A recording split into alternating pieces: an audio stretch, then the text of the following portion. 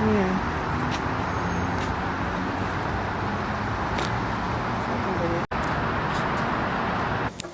Rolling. How you guys doing? It's Trenton Talks, and we're here at the Weedman spot. Nope. Weedman's joint. Do it over.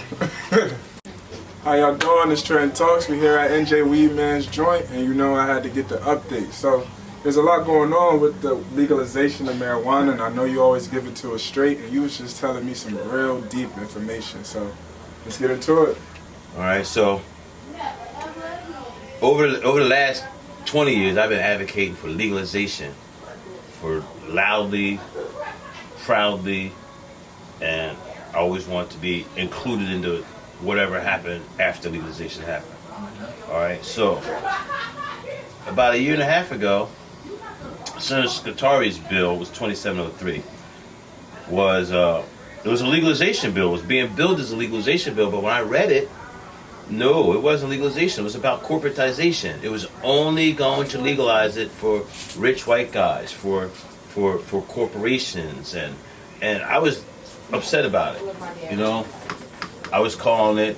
You know, there's only allowing white guys to sell it. That was when I launched my Civil Disobedience Act, saying I'm going to sell weed just like I'm white, since that's what they was doing. It was a protest to me. Like at the time.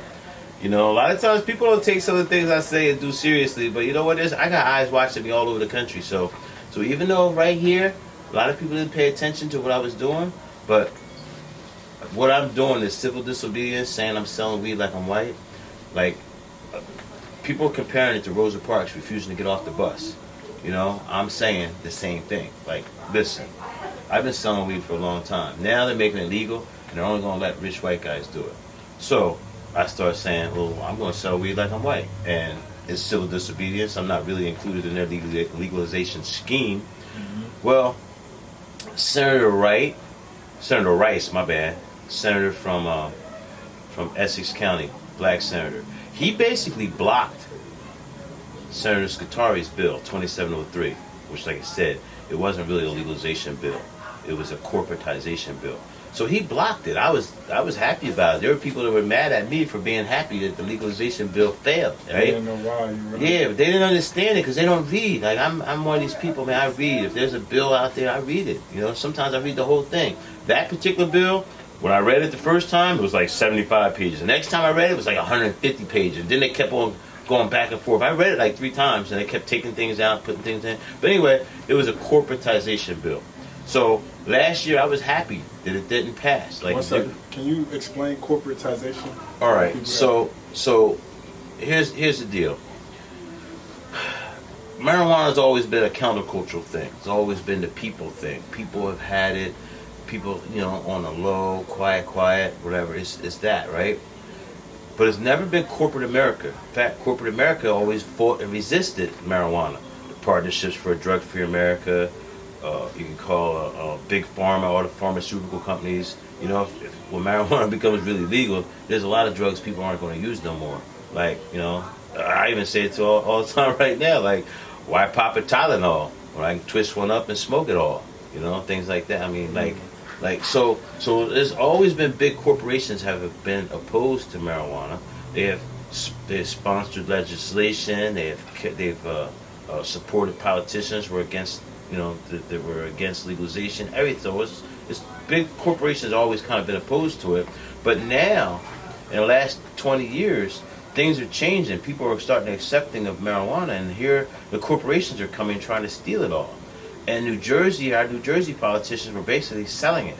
And that's what that bill was. That 2703 was a sellout. It was selling, you know, the existing marijuana industry, the existing marijuana base.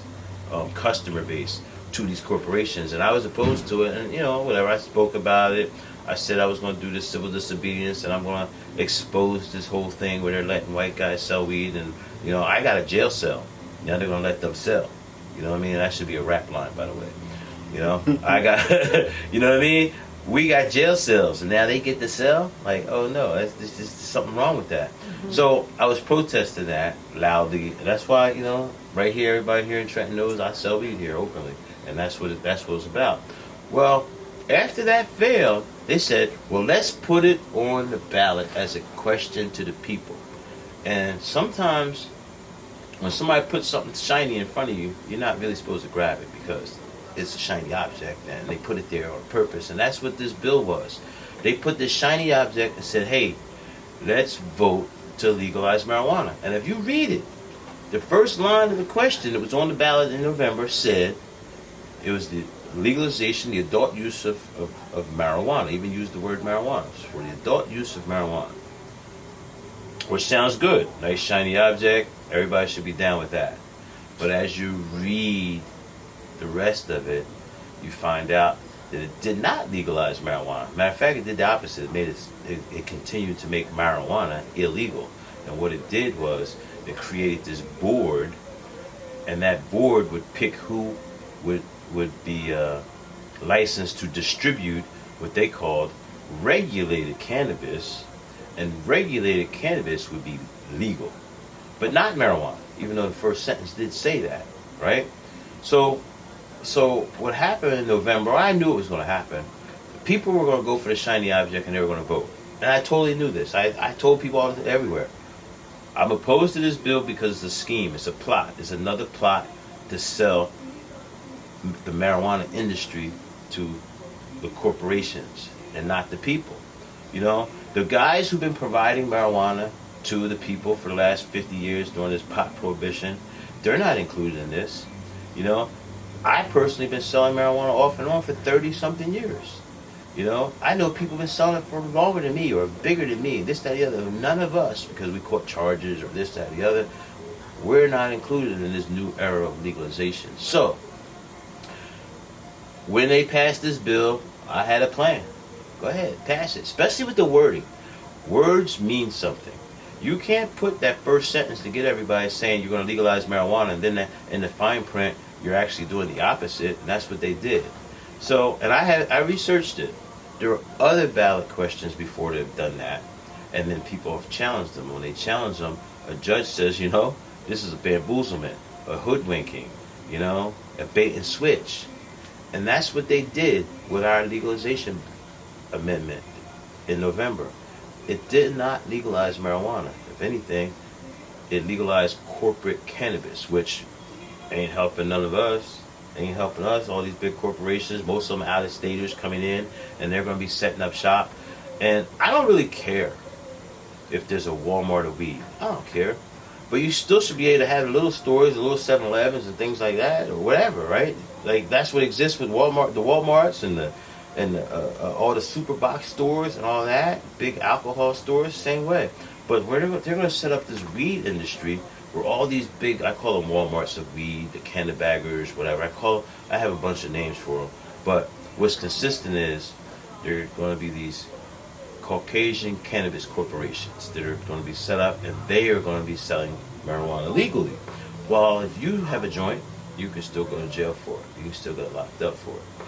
So, when they passed this bill, I had a plan, I had a plot. I knew exactly what I was going to do.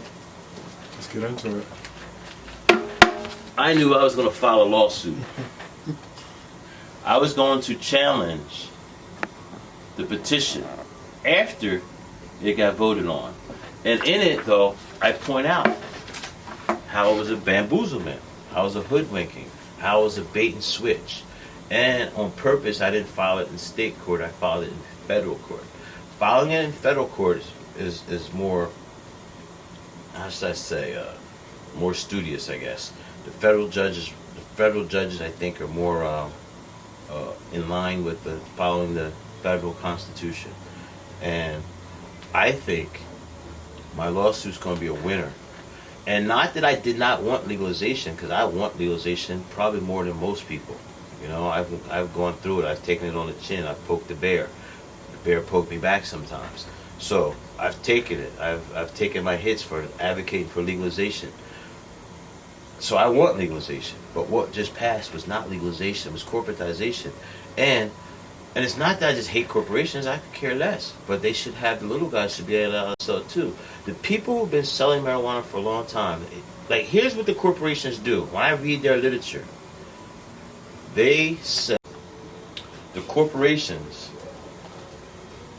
when they look at the market here in New Jersey, they estimate that there's 800,000 people who smoke marijuana on a regular basis. The state has 9 million people and some change. 9 million people. So you're talking really only about 10%, a little bit less, a little bit around 10%. But they estimate that 10% will spend somewhere in the course of $16 billion on weed over the course of their lifetime.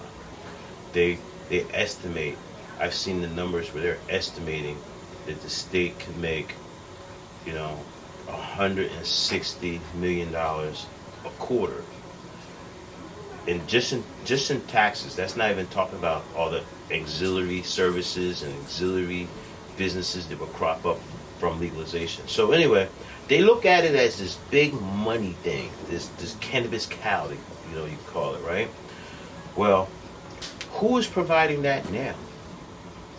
They're all talking in the future. This is an existing business. This is an existing industry. It's happening now. It has been happening for the last 50 years, And this is reminiscent of Christopher Columbus coming to America and discovering America. There were millions of people already here. And they took it, claimed it for themselves, and said that that's what the cannabis industry, when you hear people talking that they're part of the cannabis industry, they're part of that industry that's coming and trying to take the existing marijuana industry, claiming it as their own, and then they're going to rape and pillage and take the money for themselves. Now, there are people, I don't care what city you go to, I'm pretty well traveled. I've been all over the country. I've been to so many cities. I was a coast-to-coast truck driver because wanted to be a Rolling Stone for a segment of my life, and owning my own truck provided that, where I could go all over the country. I could hang out in Atlanta if I felt like it. I could go to Washington State.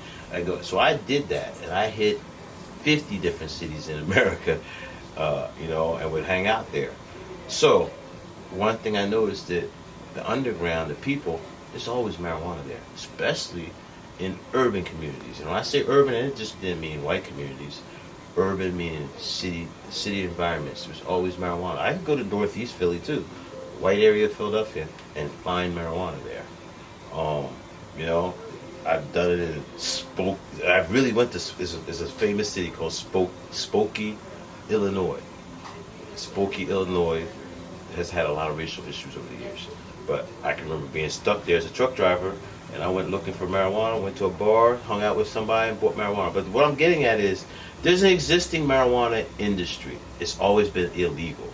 So, there's not a lot of corporate structure involved, but it's an industry that's been generating billions of dollars. There's plenty of people I know who've sent their kids to school, who've bought this house or this business or that business. You know how many people I know who started out as weed businessmen, and then they bought a legitimate store because they got older and didn't want to be, ducking and dodging the police no more. But then they went legit. Like, I know a couple people, barbershops. I know barbershops that 20 years ago, those barbershops were where you go to get all the weed at.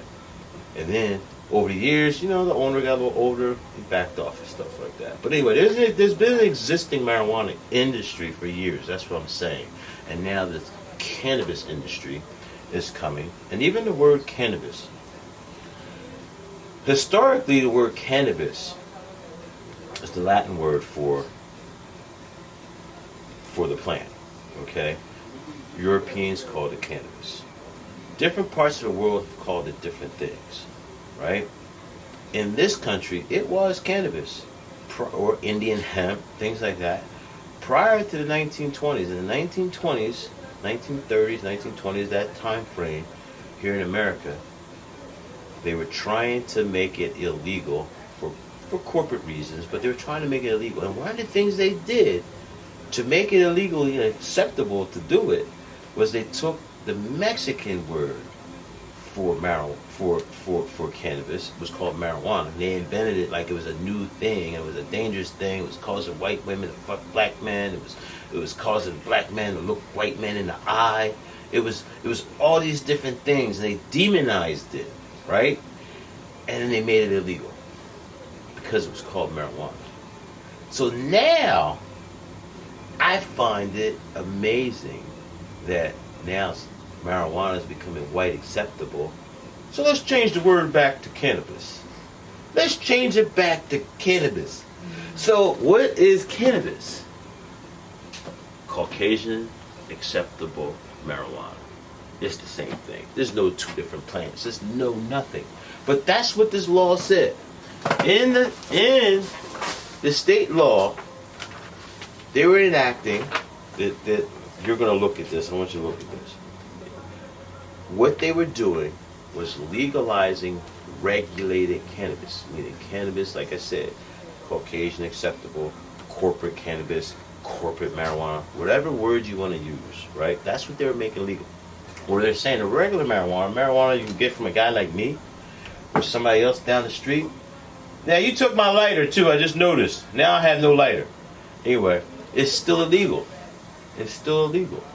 So that's why I think that people got duped into believing that they were voting for legalization. Almost everybody I talk to, when we start talking about, yeah, it's going, the people come up to me constantly. Yeah, you know, we finally did it. Marijuana is legal. And then when I start explaining to them, like, nah, they made corporate cannabis legal. And you're going to have to buy it from them and from the stores for it to be legal. If it's from your homie down the street been selling weed for years, he's illegal and you're illegal for buying it. Now, let me ask you a question. What about, a lot of people thought there were also going to be a decriminalization. That's a different bill. I actually am more down with the Decrim bill that they're making right now. I'm down with that more. Because you don't want your customers to get arrested. Mm-hmm. So that truly would stop people from getting arrested, especially for small amounts. So I'm down with that. I'm down with Decrim, okay? But what happens with Decrim is then you make everybody pretty much legal to have small amounts, right? But where do they get it from? Like, who do they, like, so then you're still setting up the guys who are selling it as criminals. You know, say a guy like me, I have pounds. All my customers could come and grab weed and get pulled over down the street. It's no big deal. Boom, boom, boom, boom. But one day they'll build up a case and come and get me for having a lot. So the Decrim bill wouldn't really help me, but it would help the masses. But the legalization bill should make everybody mad because it doesn't really legalize it. It makes it legal. It like makes you have to buy it from a certain place. Listen, if your car had a flat, you can go buy your tire from anywhere. If you decide to have a drink something, you go to a liquor store, multiple liquor stores. You can pick and choose the bar around the corner or the big corporate guy up the street. You know, like, but they're gonna make it. I saw in a proposal today that they want to license 37 companies, just 37, for the entire state of New Jersey. Meaning there's going to be 37 entities that are going to make billions of dollars. So it's all about the money. So, and then they're going to have what they call micro licenses. They didn't even talk about the numbers of those, but they said it was 10. There's going to be a percentage of the 37. So, okay. So if you made, you know, another 25 micro licenses, and the micro licenses are the ones they talk about where from that there's going to be a percentage that's going to be given to minorities, which I don't even like that word given because I'd rather have a level playing field and earn my own. I have somebody give me shit. But further excluding people like us, because now if you whittle those numbers down, who they even call a minority is not a guy like me. It's going to be women. Women are 50% of the population, by the way, but for the sake of legal stuff, if a woman is a minority, she's considered a minority. So there's 50% of the slots right there going for a guy like me. I got a criminal record for selling weed, but I have a felony record. So it's like no path for me to be legal. No path for people like me to be legal. Even when they talk about expungements, they only talk about expungements of guys that got caught with weed, small amounts of weed. The first time I got caught with 40 pounds. The second time, 15 pounds. When the DEA destroyed me in Los Angeles and didn't prosecute me, they just destroyed me. They came to one of my grow rooms and got 600 plants They came to my dispensary. I had about maybe 30, 40 pounds of weed. I don't even know. I had close to 100 grand in cash. I had a few things, but they took everything and left me broke. That morning when they woke up, I had a couple $100,000 and a whole bunch of businesses, more than one business that was operating. And I went to sleep that night, and I had the $1,800 in my pocket, and everything else was ruined. And I lost everything within a month, within 2 or 3 months, and which brought me back to New Jersey, by the way. But this whole corporate thing, like it's like it should be the little guys, the guys who've been selling weed. Wouldn't you rather see that? I'm not sure how old you are and who you know from 10, 20 years ago who was selling weed and still existing now, right? But you go to certain communities around, they're the same people. Plus, you ruin a guy, he can't get a job at Walmart, he's going to sell weed. Some people have a conscience, they're going to sell weed as opposed to selling any drug. Or, they're not robbing nobody, but they'll sell some weed. Like, there's a lot of people like that. Well, they're cutting all those people who survived out like that. People survived because they sold weed. They was a Weedman of their community. I always been a little vain, and it was kind of a joke and a plan and a plot when I first started calling myself the New Jersey Weedman. When I say vain, because I always knew that every single community had a weed man. Some of them had weed women. Most communities had more than one. But I was being vain, and I thought it was kind of funny back in the 90s when I was openly calling myself the New Jersey Weed Man. But that all branded me. Like I'm known all over the country because I openly called myself New Jersey Weed Man and openly talked shit about the laws and fought and resisted shit. Right? So I branded myself good, calling myself the New Jersey Weed Man. But now, even with all that, legalization has come to New Jersey, and the New Jersey Weed Man can't get in the legal business. And that's why I engage in civil disobedience. That's why I say things like, yeah, but New Jersey can't get 12. I feel like the Robin Hood of Reefer, and I know I say these things and people kind of laugh at me or like, what the hell, man, are you trying to make them arrest you? No, but I'm saying, though, I do feel like I'm the Robin Hood of Reefer, and if I'm arrested for weed, I'm going to take it to trial. Especially a large amount, I'm going to take it to trial. And I don't think 12 people in New Jersey would convict me. So that's what this hashtag means, NJ can't get 12. And I think some of the prosecutors, most of the prosecutors know that too. Do they want to take a public embarrassment? Especially now with all this legalization. So no, I don't think so. So they kind of just leave me alone. They're still arresting other people, and I would rather not live under the threat of arrest. I'd rather be legal. I'd rather be able to have a business and put a sign right outside and say, marijuana sold in here. Cater to the marijuana consuming community. Sometimes, people refer to that as the cannabis consuming community.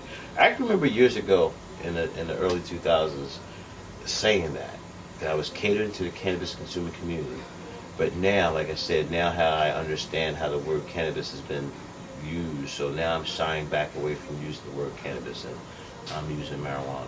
And in terms of this lawsuit, which I'm going to give you the link to it, I want you to provide it to your listeners to read the lawsuit. It is really relevant, to be honest with you. It really is relevant. And I think people, especially our people, especially in urban communities, they should be wanting to resist this corporatization that's coming, going to take over the markets that's already been existing, the jobs that are already there. In fact, if you're going to bring, like even right here, I employ several people, all people. There's no secret that marijuana helps this business run. You know what I mean? Like I have a restaurant here, but things get paid around here. Sometimes because I have marijuana here too. But communities all over, the community that was hardest hit by this war on drugs and people getting arrested and ruined for marijuana should be the ones that benefit from this, not from this legalization, not these corporations. Or I don't care if the corporations come. I'm just saying don't outlaw the little guys, and that's what they're doing. They're putting all these rules and regulations in that are obstacles and hurdles to the average person. You can't get over them. So they're not going to put a rule in saying no black people, no Spanish people, no women, no this. They never do that. They're not stupid. It's not 1919 anymore. You know, they're not going to do that. But they're going to put this rule in, that rule in, this corporate requirement, that corporate requirement that you can't overcome. You know, rich white guys writing their laws for rich white guys. That's what that is. There's words for that. It's called de jure or de facto discrimination too. Right now, everyone's talking about systemic racism. You can look at bills that are written racially neutral, but have a racial impact, and now we would call that systemic racism. But and these legalization bills fit right into that. Rich white guys are writing the laws, so the only rich white guys are getting to capitalize off of it. The poor black man, the poor brown man, the poor white man still is criminalized or excluded. And that's what I'm making a stand about. And it's being followed by people all over the country, because there's people all over the country that understand that, or it's happening in their neighborhoods. And now they're looking like, whoa, that guy Weedman is still fighting out there. And look what he did now. So that's your exclusive inside, me explaining the lawsuit from my own words. But I want you to read it. I want you to read it, and then take in what I'm saying, and what are facts. And words mean something. When they put something in a word, in a law, trust me, it means exactly what they say. It doesn't mean something else. When they say that only regulated cannabis will be legal, that's what the law says. It's not going to say marijuana in your pocket, the marijuana you decide to grow down the streets legal. No, only regulated cannabis, and you can only get regulated cannabis from the corporations that they are licensing. As of now, the state wants to license 37 corporations to sell you the cannabis that they call regulated cannabis. Boom.